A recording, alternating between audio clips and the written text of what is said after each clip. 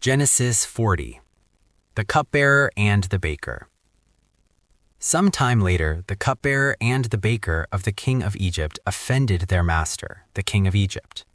Pharaoh was angry with his two officials, the chief cupbearer and the chief baker, and put them in custody in the house of the captain of the guard, in the same prison where Joseph was confined. The captain of the guard assigned them to Joseph, and he attended them.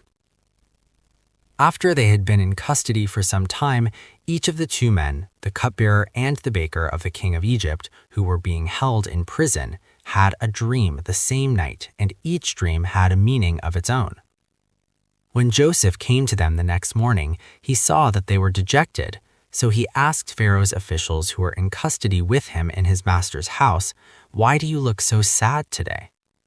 "We both had dreams," they answered, "but there's no one to interpret them." Then Joseph said to them, "Do not interpretations belong to God? Tell me your dreams."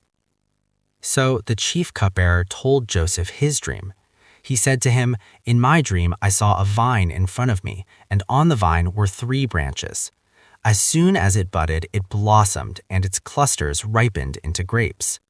Pharaoh's cup was in my hand, and I took the grapes, squeezed them into Pharaoh's cup, and put the cup in his hand." "This is what it means," Joseph said to him. "The 3 branches are 3 days. Within 3 days, Pharaoh will lift up your head and restore you to your position, and you will put Pharaoh's cup in his hand, just as you used to do when you were his cupbearer. But when all goes well with you, remember me and show me kindness. Mention me to Pharaoh and get me out of this prison.